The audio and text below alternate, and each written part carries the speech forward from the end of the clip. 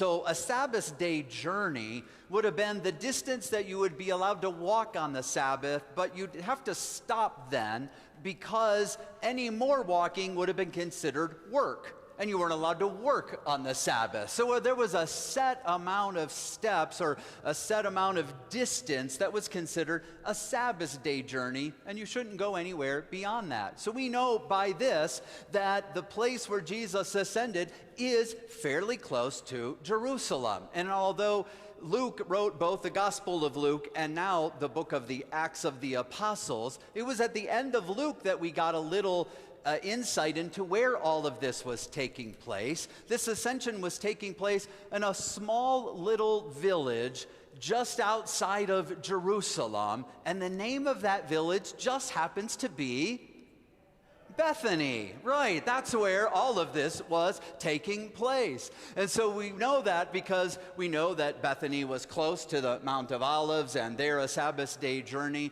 And so you can be a part of all of that if you're there today to see how all of that comes together. But as we look now at this passage, we realize that throughout Jesus' ministry, there's been this movement forward where Jesus is constantly unveiling for people what is about to happen. And now in this final opportunity to talk with his disciples, he gives them insight in what is yet to come. He talks to them about the coming of the Holy Spirit, and he says when that happens, they will receive what? This is where you actually answer.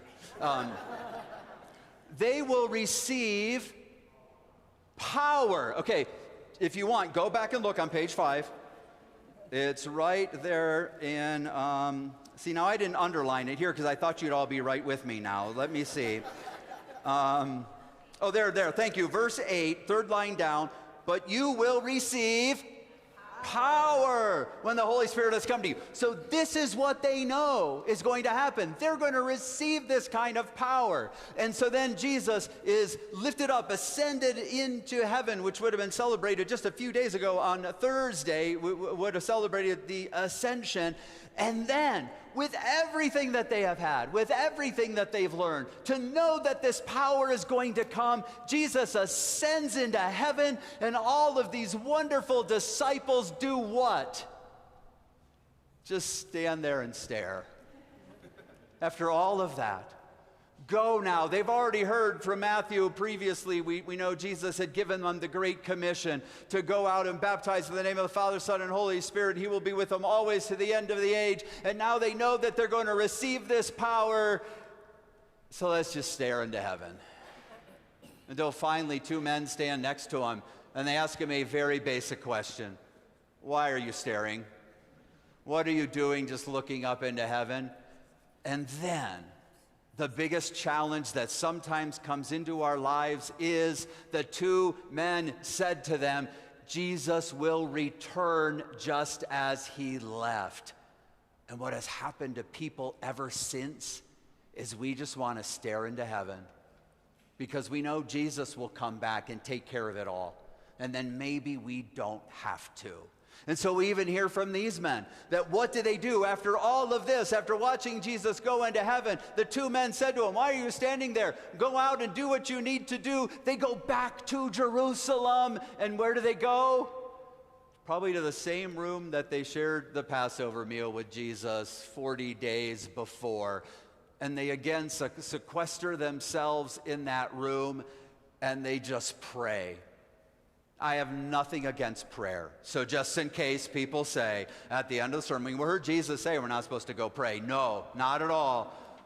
But that should lead us somewhere. That prayer, that action that we take should lead us somewhere. And after about 10 days, it appeared that maybe the disciples were not getting that time in prayer should lead them somewhere. And something truly miraculous happens.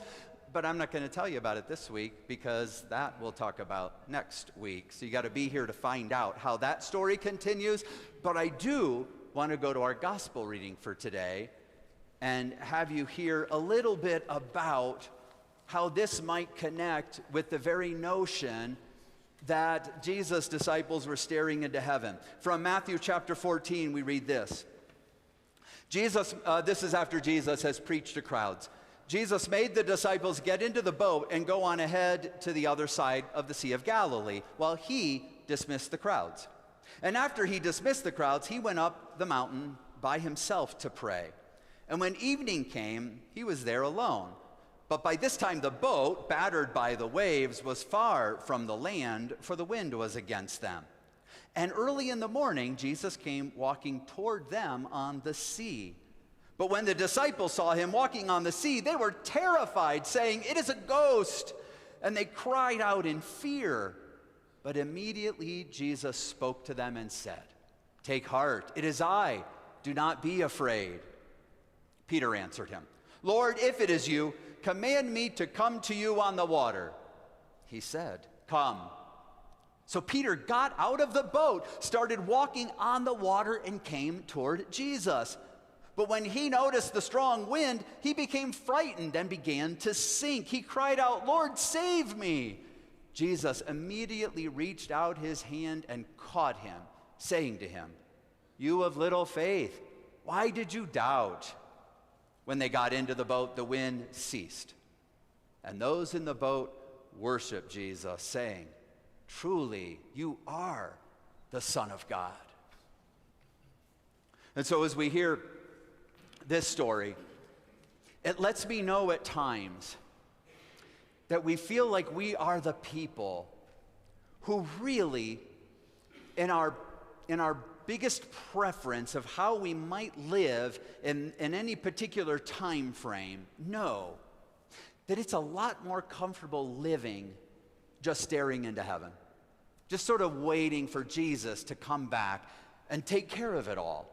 Or we could be like most of the disciples and to say, you know, the best place to be right now, especially when things get a little shaky in the world, the best place to be is just right there in the boat, safe and secure and holding on. But then Peter, I think, gets surprised because he says to Jesus, "If it's you, command me to come out of the boat." And Jesus says, "Come." And it makes me wonder sometimes how many times I could ask Jesus to command me to do something. But I choose to stay in the boat. I choose to just stare up into heaven and hope that Jesus will just come back and take care of it so I don't have to.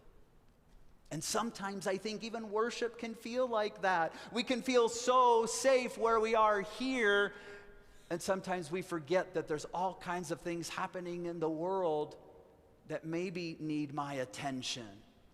And so I wonder sometimes if I would say to say to myself, you know, I really should go talk to my neighbor, but I'm not sure I want to, because a couple years ago, she had a Biden sign in her front yard, or he had a Trump sign in his front yard, or they have a Black Lives Matter sign in their yard, and I don't know if I'm going to be able to talk to that person, so it's easier to just stare into heaven and let Jesus take care of it. But if I would say, Jesus, if you really want, now only if you really want, Jesus, this better be really important to you, but only if you really want, command me to go talk to my neighbor, I think I know what Jesus would tell me to do. Or if I knew that I had a certain amount of my resources and they were enough for me, and I felt like maybe I would be generous, I might even try to tithe, to give 10% of my income to a God-pleasing ministries around the world, but I might be so afraid that there might not be enough for me. And if I said, Jesus, if you really want, command me to be a tither, command me to give 10% of my resources to God-pleasing ministries, I have a feeling I know what Jesus would say. Or if I even had a conversation with that neighbor and maybe it was going okay, and I said, you know, it feels like even though we're very different, that there's a place where we could gather together and know it's okay to have people of great diversity celebrating the love of Jesus together. Maybe I could even invite them to church. but that seems like a little too far. But Jesus, if you command me to, I'll try it. And I think I know what Jesus would say.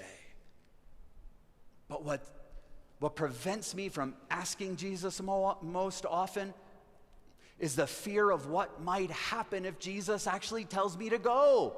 If Jesus actually tells me to attempt these kind of things. Maybe it's reaching out to a neighbor in need, or serving at Metro Caring, or being a part of another social service agency and being in the company of people that don't look like you and act like you and think like you. And Jesus, I am convinced, would tell me to go. And then I think, but what if I get out in that moment and I don't know what to say? What if I get out in that moment that I'm so uncomfortable? What if I get in the midst of an encounter like that, or I become so generous, I'm afraid I will start sinking?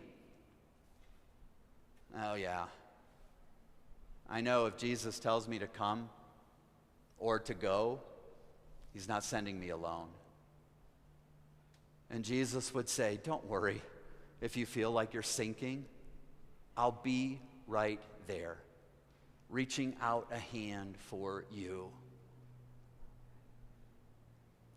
And so sometimes it feels like we're called to be a part of something so much bigger than us, so far beyond us, that I'd really prefer just to stare into heaven. I'd really like to just stay in the boat. And I got to admit that sometimes worshiping with all of you, that's what it feels like. You are so comfortable. It is so nice being around such nice people all the time. God, just command me to worship at Bethany with people who like each other and like me, and we can just do that. Wouldn't that be enough? And I just want to come in this place and stare into heaven. I want to make it feel like we're all just in the same boat together. And then sometimes I wonder, will anybody have enough faith to step out of the boat?